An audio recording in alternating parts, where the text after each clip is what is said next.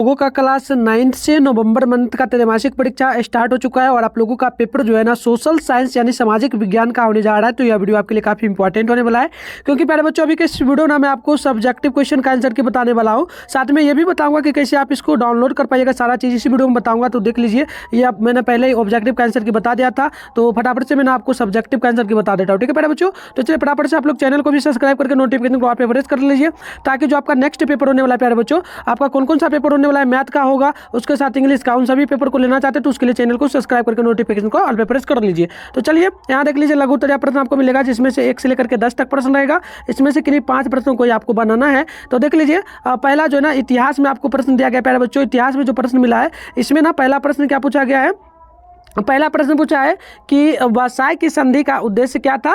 उसके बाद 2 नंबर प्रश्न है कि राष्ट्र संघ क्यों असफल रहा। ठीक है, असफल रहा। तो मेरे बच्चों देखो, 8वां बनाओगे तो ऊपर का बनाओगे तो नीचे का, नहीं इस प्रकार से। ठीक है, तो इस प्रकार से समझ लेना।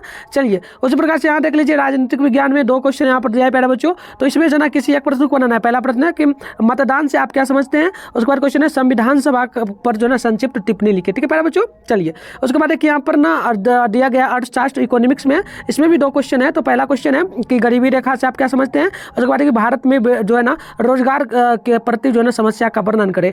इसके आगे बढ़ेंगे प्यारे बच्चों।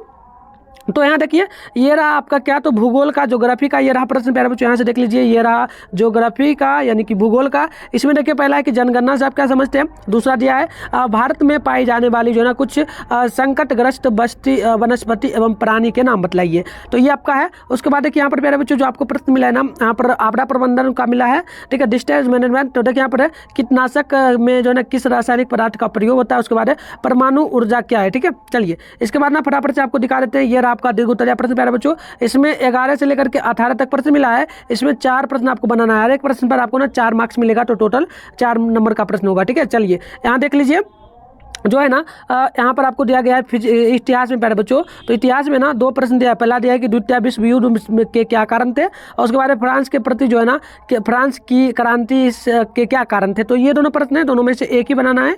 तो मैं सभी प्रश्नों का उत्तर आगे बताऊंगा आपको। ठीक है, टेंशन नहीं लो। चलो यहाँ देखो, राजनीतिक विज्ञान है। इसमें जो है ना पहला प्रश्न है चुनाव सुधार के लिए आप कौन कौन से सुझाव दे सकते हैं। उसके बाद लोकतंत्र की प्रमुख विशेषताओं का वर्णन करें। चलिए ये आप देख लीजिए प्यारे बच्चों, ये आपका जो है ना अर्थशास्त्र, ठीक है, इकोनॉमिक्स का पहला प्रश्न पूछा कि भारत में बेकारी की समस्या पर एक जो है ना आपको टिप्पणी लिखना है प्यारे बच्चों, बेकारी के लिए समस्या को दूर करने का। ठीक है, चलिए आगे देख लेते हैं। देखिए ये आपका एक 15 नंबर रहा प्यारे बच्चों। ठीक है, 15 नंबर 8वां में ये रहा इकोनॉमिक्स का ही। तो देखो यहाँ पर प्रश्न होगा कि भारत में अपनाए गए सीधी जो है ना गरीबी उन्मूलन कार्यक्रमों की व्याख्या करें। चलिए फटाफट से आपको मैं यहाँ पर दिखा दूँ। भूगोल का ये रहा प्यारे बच्चों प्रश्न, और भूगोल में ना पहला प्रश्न पूछा कि भारत में होने वाली मानसूनी वर्षा एवं उसकी विशेषताओं को स्पष्ट कीजिए, और 18 की भारत की जनगणना में वृद्धि विशेषताओं का बताएं। ठीक है, चलिए फटाफट से मैं इसका आंसर भी आपको बता देता हूँ प्यारे बच्चों। तो देखिए यहाँ पर जो ना लघु उत्तरीय में पहला नंबर का मैंने उत्तर दिया। तो पहला प्रश्न का उत्तर होगा कि वर्साई की संधि जो ना जून 1919 में जो है ना प्रथम विश्व युद्ध के बाद यूरोप में शांति स्थापना के उद्देश्य से की गई थी। यह जो है ना संधि मित्र राष्ट्रों द्वारा जर्मनी के साथ की गई संपूर्ण संधि थी। यह संधि पूर्ण रूप से मित्र राष्ट्रों के हितों के जो ना संबंध एवं जर्मन हितों के बलिदान पर आधारित थी। जर्मनी को निःशुल्क सशस्त्रीकरण हेतु जो है ना बाध्य किया गया था। तो प्यारे बच्चों ये था पहला का। आप लोग चाहो तो स्क्रीनशॉट ले लो यहीं पर। ठीक है, फिर मैं बता दूंगा डाउनलोड करने के लिए, बट यहीं से लिख लोगे तो और भी आपके लिए बेहतर होगा। ठीक है, चलिए देखिए यह रहा 3 नंबर क्वेश्चन प्यारे बच्चों। इसका उत्तर देख लीजिए। लोकतंत्र की नींव मताधिकार पर ही रखी जाती है। इस प्रणाली पर आधारित समाज और शासन की स्थापना के लिए आवश्यक है कि प्रत्येक वयस्क नागरिक को जो है ना बिना किसी भेदभाव का मत अधिकार प्राप्त किया जाए। मताधिकार संप्रदान जिस देश में जितने ही अधिक नागरिकों को जो है ना मताधिकार प्राप्त रहता है, उस देश को उतना ही अधिक जो है ना राजनीतिक समझा जाता है। तो ये ये 3 नंबर का क्वेश्चन का आंसर था प्यारे बच्चों, आप इसको लिख लीजिए। चलिए यहाँ पर देख लीजिए 5 नंबर क्वेश्चन का उत्तर ये रहा प्यारे बच्चों। तो उत्तर होगा यह किसी व्यक्ति की राष्ट्रीय आय औसत के 60% कम है, उस व्यक्ति को गरीबी रेखा के नीचे जीवन बिताने वाला जो है ना माना जा सकता है। उदाहरण के लिए देखें तो माध्य निकालने का तरीका जो है ना, यानी 101 लोगों में जो है ना 91वां व्यक्ति, यानी एक जो है ना अरब लोगों में 50 करोड़वें क्रम वाले व्यक्ति की आय की औसत आय माना जा सकता है। तो प्यारे बच्चों ये था आपका 5 नंबर का उत्तर। चलिए आगे देख लेते हैं।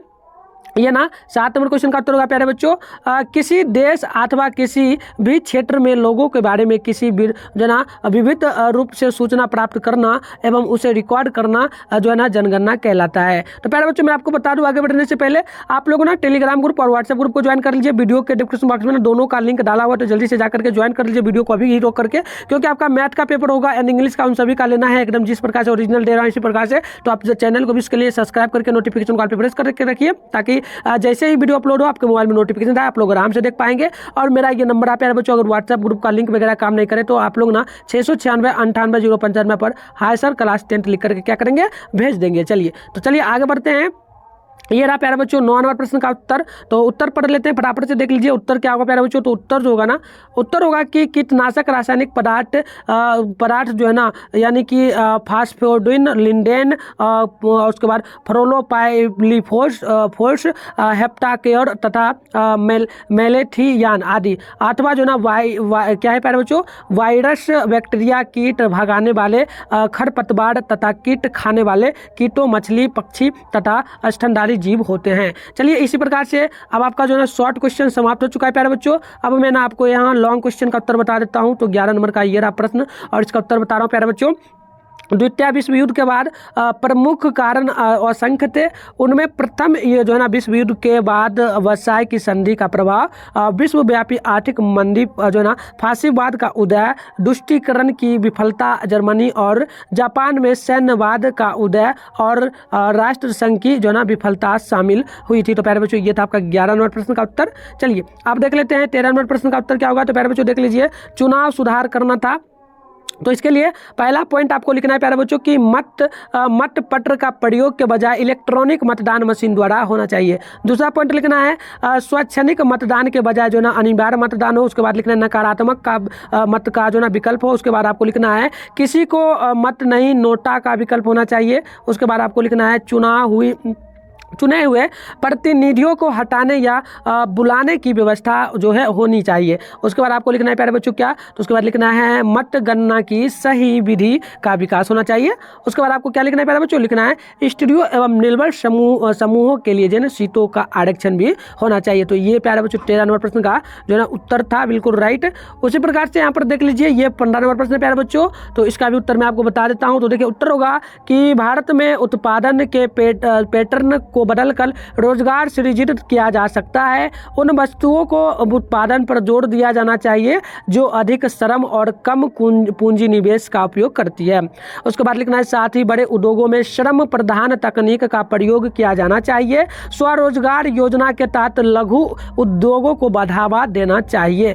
तो प्यारे बच्चों ये था आपका टोटल प्रश्न का उत्तर, मैंने आपको बता दिया। अब आपको ना एक ही काम करना है, टेलीग्राम ग्रुप और व्हाट्सएप ग्रुप को जल्दी से ज्वाइन कर लेना है। वीडियो को डिस्क्रिप्शन बॉक्स में डाला गया प्यारे बच्चों। और मैं बता दूं आप लोगों का जो है ना 9th क्लास से फाइनल एग्जाम होने वाला है। कब? तो प्यारे बच्चों ध्यान रखना 2024 में फाइनल एग्जाम होगा। उसके बाद आप लोग 10th में जाओगे ना, अगर चाहते हो कि फाइनल एग्जाम में मुझे हेल्प हो, क्योंकि उसमें अगर पास नहीं होगा तो निश्चित तौर पे आप 9th में रह जाओगे। तो इसलिए ना आप चैनल को सब्सक्राइब करके क्या करो, टेलीग्राम ग्रुप ज्वाइन कर लो। इस नंबर पे ना जितने भी स्टूडेंट देख रहे हो आप लोग छोड़ना नहीं, जल्दी से 696-98-095 पर हाय सर क्लास 10 लिख करके भेज दीजिए, मैं आपको ग्रुप में ज्वाइन कर लूँगा। ठीक है। और मेरे बच्चों ऑब्जेक्टिव का आपने आंसर की नहीं देखा है ना, तो आप चैनल पर जाकर के देख लेना, मैं आपको दिखा दूँ ऑब्जेक्टिव। ये रहा आपका प्यारे बच्चों, ठीक है। ऑब्जेक्टिव का भी उत्तर मैं पहले ही बता दिया था, तो आप लोग ना चैनल पर जाकर के जरूर देख लेना। पहला का उत्तर ये हो जाएगा, दूसरा का आपका अमेरिका, तीसरा का देख लीजिए ये आपका 1914 डी होगा, और चौथा का हो जाएगा क्या प्यारे बच्चों, तो ये हो जाएगा यहाँ पर देख लीजिए लुई। ठीक है। तो मैं कुछ प्रश्नों का उत्तर बता देता हूँ, ठीक है,